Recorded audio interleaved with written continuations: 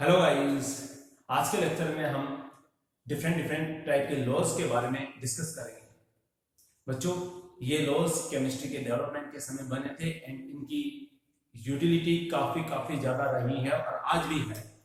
तो सबसे पुराना लॉ जो कि और सबसे ज्यादा ऑथेंटिक है, उस लॉ के बारे में हम बात करते हैं, लॉ ऑफ मास कंजर्वेशन। ये लॉ लेवोजियर ने दिया था एंड इस लॉ के अकॉर्डिंग किसी भी केमिकल रिएक्शंस के अंदर रिएक्टेंट का जितना मास हम लेते हैं उतना ही मास प्रोडक्ट में हमें मिलता है। मतलब केमिकल रिएक्शंस में मास कंजर्व रहता है, ना तो मास को क्रिएट किया जा सकता ना ही मास को डिस्ट्रॉय किया जा सकता। इस लॉ के अकॉर्डिंग ऐसा आज तक वैलिड है सिंपल रिएक्शंस के अंदर। मतलब जो भी नेचर में रिएक्शंस हो रही है उनके लिए ये लॉ वैलिड है, लेकिन न्यूक्लियर रिएक्शंस के लिए वैलिड नहीं है।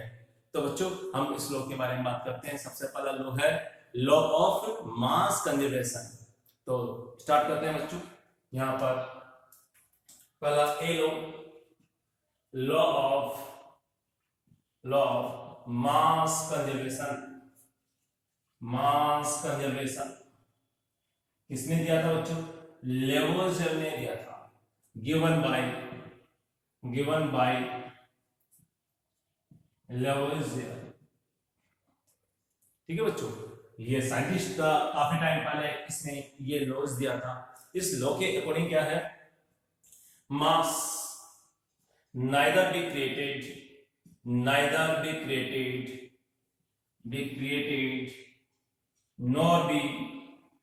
nor be destroyed in a chemical reaction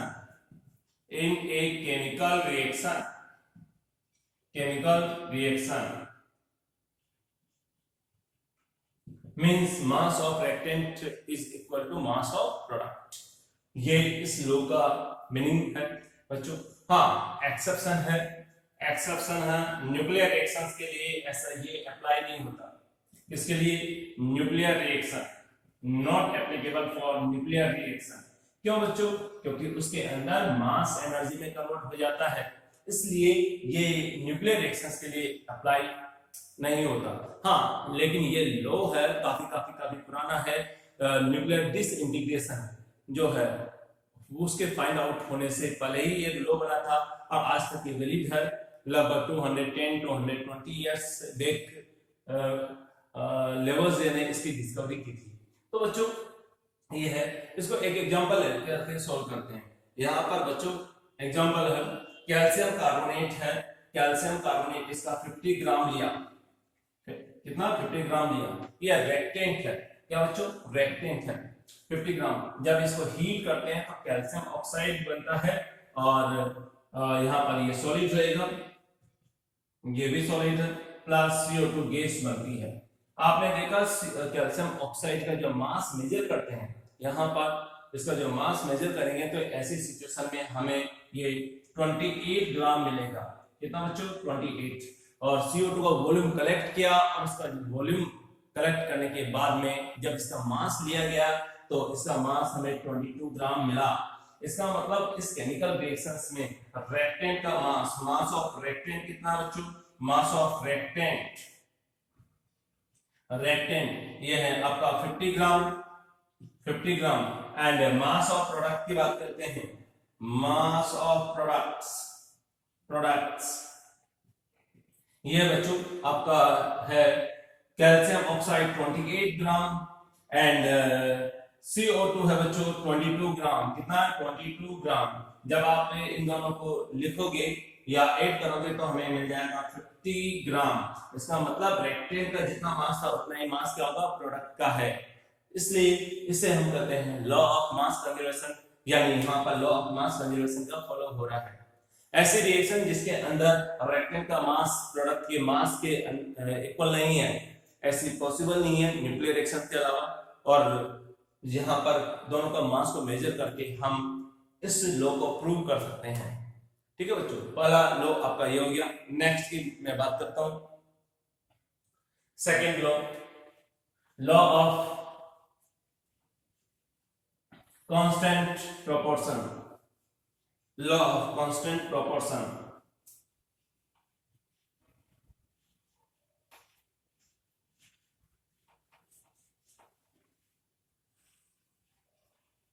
law of constant proportion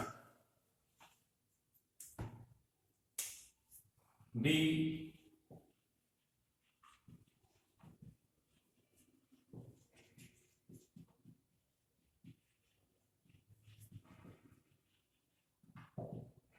This law was given by Joseph Prout. Joseph Prout. इसने जो है लॉ ऑफ कांस्टेंट प्रोपोर्शन दिया।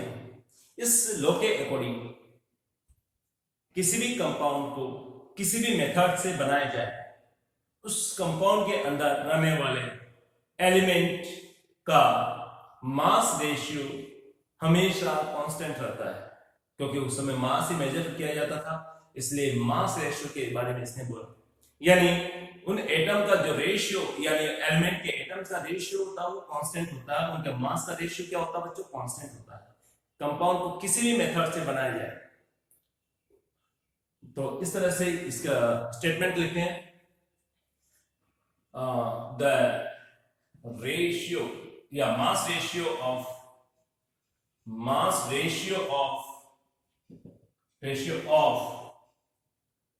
Atoms present in a molecule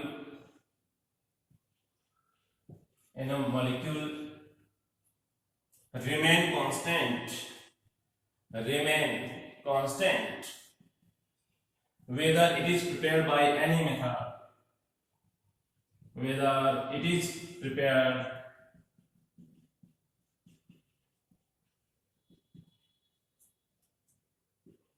by any method। यहां पर atom की जगह element भी हम लिखते हैं बच्चों। एलिमेंट का जो रेशियो होगा, क्योंकि उसके अंदर एटम की फॉर्म में रहेगा बच्चों, उस समय तक एटम की डिस्कवरी नहीं हुई, लेकिन वहां पर मीनिंग जो है एटम से था, इसलिए मैंने यहाँ पर एटम लिखा। तो किसी भी मेथड से उसको प्रिपेयर किया जाए, हमेशा उन एलिमेंट्स का रेशियो जो कि कंपाउंड के अंदर प्रेजेंट है वो हमेशा कांस्टेंट रहता है बच्चों। तो यहाँ पर स्टार्ट करते हैं बच्चों। क्या है, जोसेफ प्राउट ने एक एक्सपेरिमेंट किया था। एक तो कॉपर कार्बोनेट या क्यूप्रिक कार्बोनेट नेचर से ऑब्टेन किया, और दूसरा उसने लैब के अंदर प्रिपेयर किया और कॉपर, कार्बन एंड ऑक्सीजन का मास रेशियो फाइंड आउट किया। तो ये मास रेशियो कांस्टेंट ही मिला। तो बच्चों यहाँ पर देखते हैं, एग्जांपल इसने लिया था क्यूप्रिक कार्बोनेट CuCO3 होता है बच्चों, एंड इसके अंदर जो एलिमेंट है कॉपर, कार्बन एंड ऑक्सीजन का मास रेशियो फाइंड आउट किया। तो मैं कहूंगा नेचुरल कंपाउंड के अंदर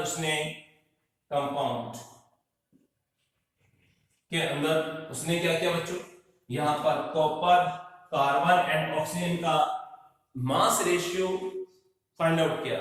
इसका जो मास है वो 51.35%, 9.74% एंड इसका 38.91%। ये बच्चों मास रेशियो रहा है, ठीक है। तो ऐसे में नेचुरल कंपाउंड का मास रेशियो ये मिला। लेकिन जैसे ही उसने आर्टिफिशियल या सिंथेटिक कंपाउंड जो कि लैब के अंदर इसने बनाया था, सिंथेटिक कंपाउंड इसके अंदर कॉपर, कार्बन एंड ऑक्सीजन का मास रेशियो 51.35%, 9.74% एंड 38.91% ही हमें मिलता है। मतलब चाहे तो वो नेचुरल हो चाहे सिंथेटिक हो, दोनों का जो मास रेशियो है वो क्या होगा बच्चों, एलिमेंट का वो सेम ही रहता है। अब यहाँ पर सेम ही रहता है, तो इसका मतलब मैं ऐसा कह सकता हूँ बच्चों, यहाँ पर ये जो है कांस्टेंट प्रोपोर्शन का फॉलो कर रहा है। मतलब इस कंपाउंड को किसी भी मेथड से बनाया जाए, किसी भी मेथड, चाहे वो सिंथेटिक हो चाहे नेचुरल हो, ठीक है बच्चों, उस कंपाउंड के अंदर जो एलिमेंट है उनका जो मास रेशियो वो हमेशा कांस्टेंट रहता है, जैसा कि यहाँ पर दिया हुआ है। नाउ इसी का एक और एग्जांपल लेकर के देखते हैं।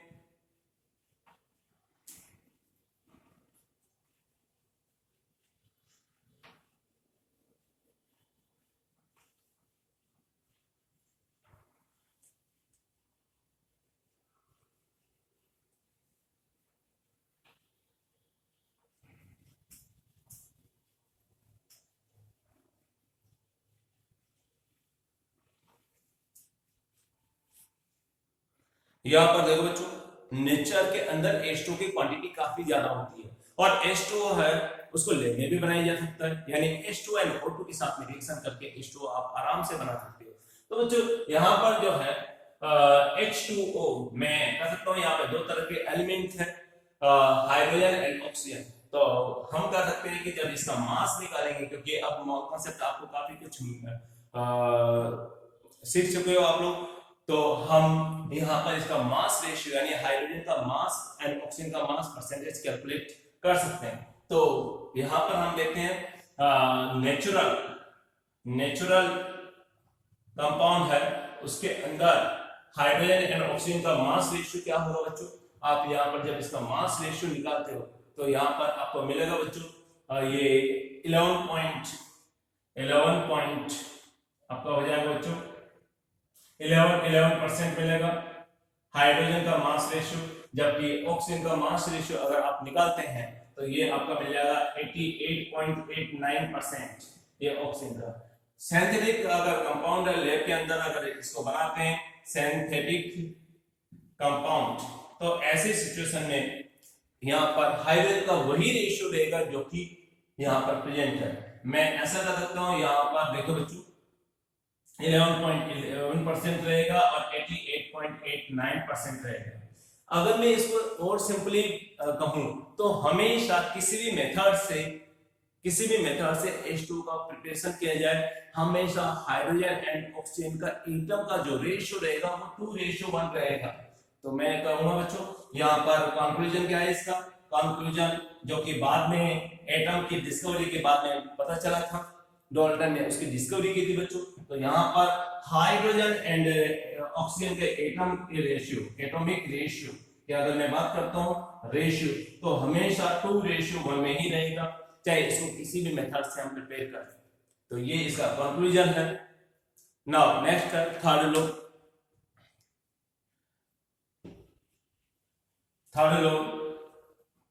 Law of multiple proportion.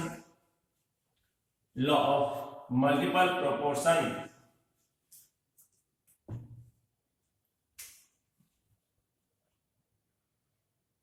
C multiple proportion.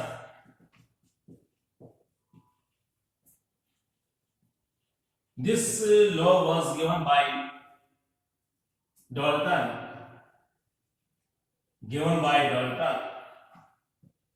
Dalton ने दिया था बच्चों। डाल्टन एटॉमिक थ्योरी के बारे में आप पढ़ ही चुके हो, उसने लॉ ऑफ मल्टीपल प्रोपोर्शन भी दिया था।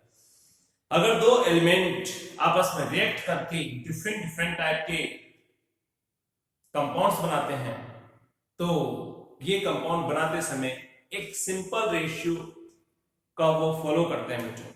हमेशा क्या होगा, एक सिंपल रेशियो का फॉलो करते हैं। अगर या मैं ऐसे भी कहूं कि जब ये दो एलिमेंट आपस में रिएक्ट करके एक से ज्यादा कंपाउंड बनाते हैं, तो एक एलिमेंट की फिक्स क्वांटिटी दूसरे एलिमेंट के साथ में जब रिएक्ट करते हैं, तो दूसरे एलिमेंट का जो मास है वो एक पर्टिकुलर रेशियो में पहले वाले एलिमेंट के साथ में रिएक्ट करता है।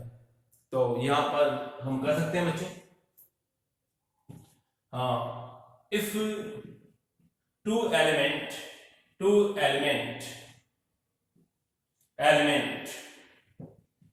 reacts to form various compound, then second element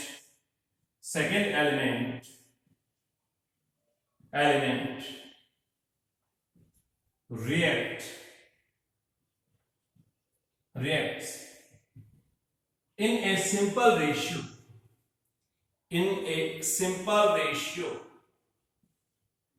simple ratio by mass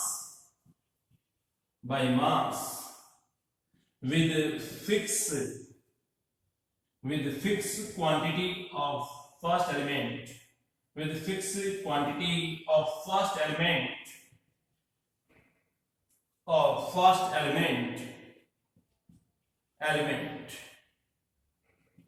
okay बच्चों। तो एक सिंपल रेशियो में यानी mass ratio, simple mass ratio में जो फर्स्ट एलिमेंट की फिक्स क्वांटिटी के साथ में रिएक्ट करेंगे। इसको एक एग्जांपल से हम समझते हैं बच्चों। यहाँ पर एग्जांपल लेते हैं फिर देखते हैं। एग्जांपल है H2O की हम बात कर रहे हैं। हाइड्रोजन एंड ऑक्सीजन आपस में जब रिएक्ट करते हैं तो दो तरह के कंपाउंड बनाते हैं बच्चों। कौन कौन सा? H2O2 एंड H2O, यानी दो तरह के आपको कंपाउंड मिलेंगे। कौन सा? H2O and H2O2। तो यहां पर मैं ऐसा कर रखता हूं बच्चों, ये एलिमेंट है कौन कौन से? हाइड्रोजन एंड ऑक्सीजन, ठीक है। यहां पर मैं ऐसा कर सकता हूं बच्चों, इसको H2 एंड O2 की फॉर्म में मैं रखूंगा। प्रोडक्ट क्या बनेगा? यहां पर हमने देखा प्रोडक्ट जो है H2O बनता है, मतलब H2 एंड O2 आपस में रिएक्ट करते हैं तो क्या होगा? H2 बनता है। और सेकंड वाले केस में H2 एंड O2 आपस में रिएक्ट करेगा 1/2, यहां पर मैं लिखूंगा, तो आपका H2O2 बनेगा। पहले वाले एक्सपेरिमेंट में हमने देखा कि इसका 2 ग्राम है, इसके 16 ग्राम के साथ में रिएक्ट करता है। कितना बच्चों? 16 ग्राम के साथ में रिएक्ट करके आपका H2O बनाता है, जो कि 18 ग्राम है। According to law of mass conservation भी हम कर सकते हैं इसको, ठीक है बच्चों। यहां पर जब सेकंड कंपाउंड बनता है, H2 की क्वांटिटी फिक्स थी, यहां पर भी 2 ग्राम थी, यहां पर भी 2 ग्राम थी, तो इसी फिक्स क्वांटिटी के साथ में हम बात करेंगे। H2 की क्वांटिटी को फिक्स किया और O2 की क्वांटिटी का कंपैरिजन करेंगे। तो यहां पर H2 की फिक्स क्वांटिटी है कितना बच्चों? 2 ग्राम। जब इसके साथ में रिएक्ट करता है, यानी O2 रिएक्ट करता है, तो 32 ग्राम के साथ में रिएक्ट करेगा। कितना? 32 ग्राम। आप जब रिएक्ट करवाओगे तो प्रोडक्ट कितना मिलेगा? 34 ग्राम मिलेगा। क्या मिलेगा बच्चों? जल्दी से बताओ। 34 ग्राम। आपने देखा H2 की फिक्स क्वांटिटी है, तो उसके साथ में ऑक्सीजन का 16 ग्राम एंड यहाँ पर ऑक्सीजन का 32 ग्राम जो है वो रिएक्ट कर रहा है। तो मैं यहाँ पे लिखूंगा रेशियो ऑफ ऑक्सीजन की मैं बात करूंगा, क्योंकि अब हम यहाँ पर देखेंगे बच्चों, ये तो रिएक्शन थी, किस रेशियो में रिएक्ट कर रहा है? इसकी फिक्स क्वांटिटी के साथ में 16 ग्राम एंड 32 ग्राम। यहाँ पर 16 एंड 32 ग्राम, तो आप देख सकते हो इसका जो रेशियो मिलेगा वो क्या मिलेगा? 1:2, यानी ये 1:2 में रिएक्ट करता है, ठीक है बच्चों। तो इस तरह से ये multiple proportion law of multiple proportion का फॉलो करता है बच्चों। किसका? लॉ ऑफ मल्टीपल प्रोपोर्शन, जो कि डॉल्टन ने दिया था। ना हम एक और एग्जांपल लेते हैं बच्चों, ये एग्जांपल था। Next example, nitrogen and oxygen आपस में रिएक्ट करके वेरियस टाइप के प्रोडक्ट बनाते हैं। वेरियस टाइप के मतलब यहाँ पर N2O, NO, डिफरेंट टाइप के कंपाउंड बनाते हैं। तो यहाँ पर भी law of multiple proportion, Dalton का लॉ ही यहाँ पर अप्लाई होता है, वैलिड होता है। तो एग्जांपल हम ले रहे हैं एलिमेंट कौन सा होगा बच्चों? एलिमेंट्स नाइट्रोजन एंड यहाँ पर ऑक्सीजन के साथ में रिएक्ट करेगा और क्या बनाएगा बच्चों? नाइट्रोजन जब ऑक्सीजन के साथ में रिएक्ट करेगा तो ऐसे में आपका N2O बनाता है। क्या बनाता है? N2O, ठीक है बच्चों। N2 प्लस हाफ O2, यहाँ पर O2 रिएक्ट करता है तो क्या बनाएगा? NO बनाता है। मैं ऐसे कर सकता हूँ N2 प्लस 3/2 O2 रिएक्ट करता है तो N2O3 बनाता है। N2 प्लस हम कर सकते हैं 2O2 से क्या बनाता है? N2O4 बनता है। और फाइनली N2 प्लस 5/2 O2 अगर ये लेते हैं बच्चों तो यहाँ पर N2O5 बनता है। आप यहाँ पर देख सकते हैं कि जो है 5 तरह के कंपाउंड बनते हैं बच्चों नाइट्रोजन एंड ऑक्सीजन के साथ में रिएक्शन से। अगर इसमें 28 ग्राम लिया जाए, कितना? 28 ग्राम दिया जाए तो ऑक्सीजन का जो मास हमें मिलता है, जो रिएक्ट करता है, वो 16 ग्राम यहाँ पर रिएक्ट करेगा। इसके 28 ग्राम के साथ में 32 ग्राम यहाँ पर रिएक्ट करता है। यहाँ पर 28 ग्राम के साथ में ये 48 ग्राम रिएक्ट करेगा। 28 ग्राम के साथ में 64 ग्राम रिएक्ट करेगा। 28 ग्राम के साथ में आपका 80 ग्राम रिएक्ट करेगा। बच्चों इस तरह से यहाँ पर 28 ग्राम लेते हैं और यहाँ पर अगर 80 ग्राम ऑक्सीजन लेंगे तो N2O5 बनता है।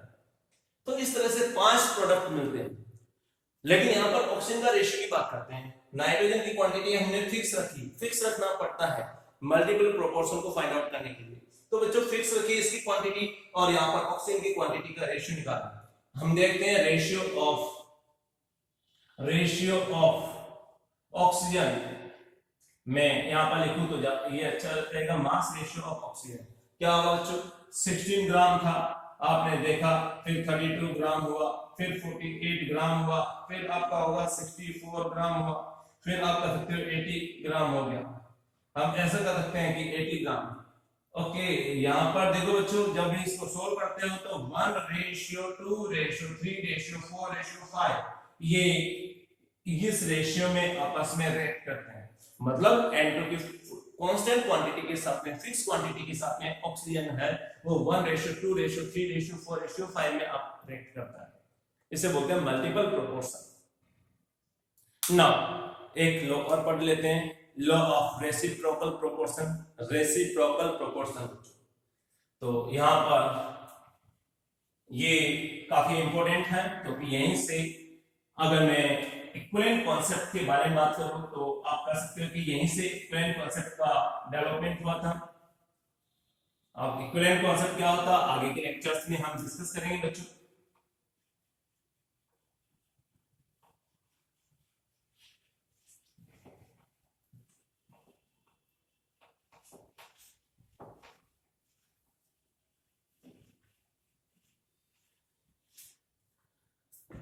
इक्विवेलेंट कॉन्सेप्ट यहीं से डेवलप होता है। Law of reciprocal proportion, D law of reciprocal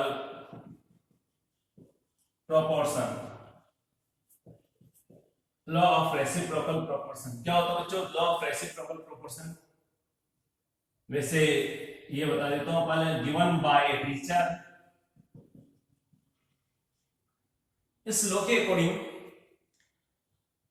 अगर दो एलिमेंट ए एंड बी किसी तीसरे एलिमेंट की फिक्स क्वांटिटी के साथ में एक पर्टिकुलर रेशियो में रेक्ट करते हैं और प्रोडक्ट बनाते हैं, तो ए एंड बी जब आपस में रेक्ट करेंगे तो या उसी सिंपल रेशियो का फॉलो करेंगे जिसके साथ में सी के साथ में रेक्ट करेंगे।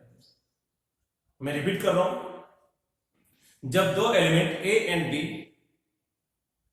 किसी थर्ड एलिमेंट सी की फिक्स क्वांटिटी के साथ में जब रेक्ट कर प्रोडक्ट बनाते हैं तो ए एंड बी जिस रेशियो का फॉलो करते हैं या जो रेशियो रेक्ट करते समय यूज में लेते हैं उसी रेशियो को ये आपस में रेक्ट करते समय फॉलो करेंगे या सिंपल रेशियो का फॉलो करेंगे।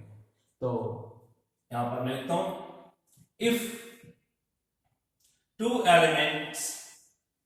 two elements A and B reacts with fixed quantity of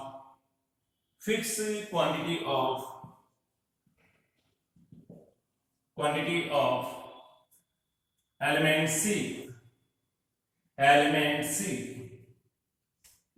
then they will follow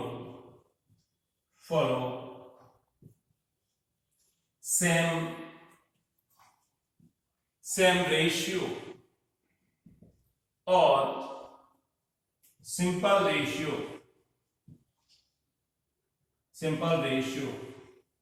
when reacts to each other। जब एक दूसरे के साथ में ये रिएक्ट करेंगे तो सेम रेशियो का फॉलो करेंगे या सिंपल रेशियो का फॉलो करेंगे।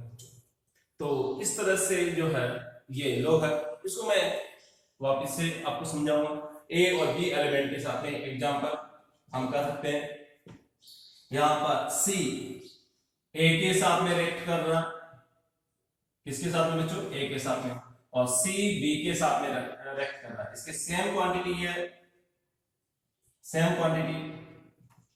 तो मैं कहूंगा यहां पर जिस रेशियो का ये फॉलो कर रहे हैं, मान लेते हैं कि यहां पर जो है x रेशियो y एंड यहां पर x रेशियो z का फॉलो कर रहे हैं, तो ये आपस में जब रिएक्ट करेंगे तो ये y रेशियो z का या सिंपल रेशियो का फॉलो करेंगे। आपस में रिएक्ट करते समय Y/Z का ये फॉलो करेंगे या फिर सिंपल रेशियो का फॉलो करेंगे, ऐसा रिचर्ड ने कहा है रेसिप्रोकल प्रोपोर्शन में। तो बच्चों एग्जांपल लेके हम सोल्व करते हैं। यहां पर देखो बच्चों,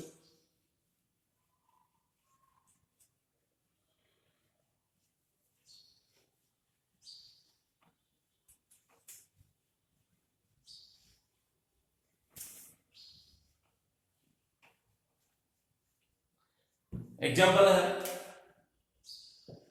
कार्बन, हाइड्रोजन एंड ऑक्सीजन आपस में रिएक्ट करते हैं। कार्बन की 12 ग्राम क्वांटिटी के बारे में हम बात करेंगे। कितनी? 12 ग्राम क्वांटिटी। हमने देखा कि यहाँ पर हाइड्रोजन के साथ में रिएक्शन करके ये CH4 बनाता है। इसकी 12 ग्राम क्वांटिटी है, इसकी 4 ग्राम क्वांटिटी होगी। ठीक है बच्चों, जब ये रिएक्ट करेगा तो इसकी 12 ग्राम क्वांटिटी के साथ में हाइड्रोजन की 4 ग्राम क्वांटिटी लेगी। ओके, यहां पर ऑक्सीजन के साथ में रिएक्ट करेगा, ऑक्सीजन के साथ में रिएक्ट करके यहाँ पे CO2 बनाता है और यहाँ पर 32 ग्राम ऑक्सीजन के साथ में रिएक्ट करता है। कितना? 32 ग्राम।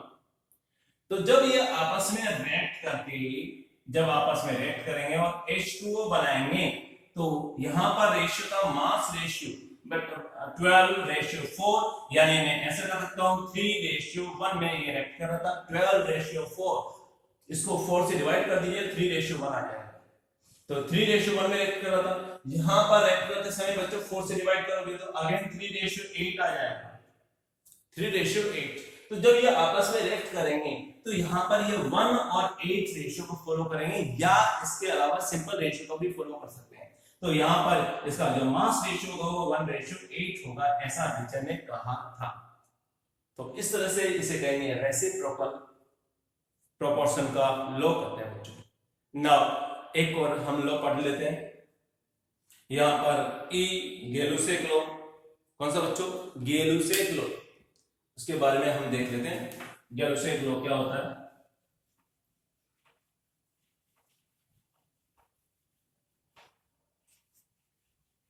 गेलुसेक law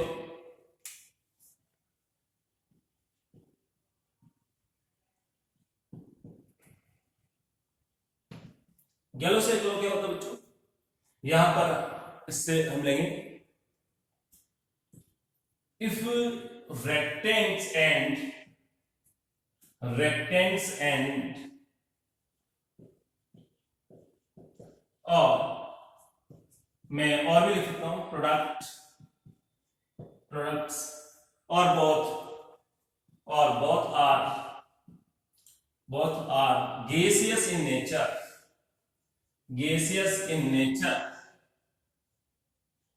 then they reactants react करेंगे बच्चों, reactants है वो react करेंगे, react in a simple ratio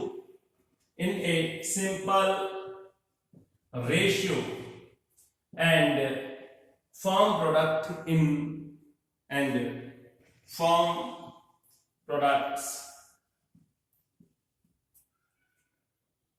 simple ratio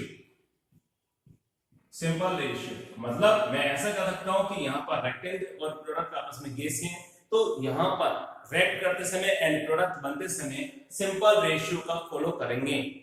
ठीक है बच्चों, बाय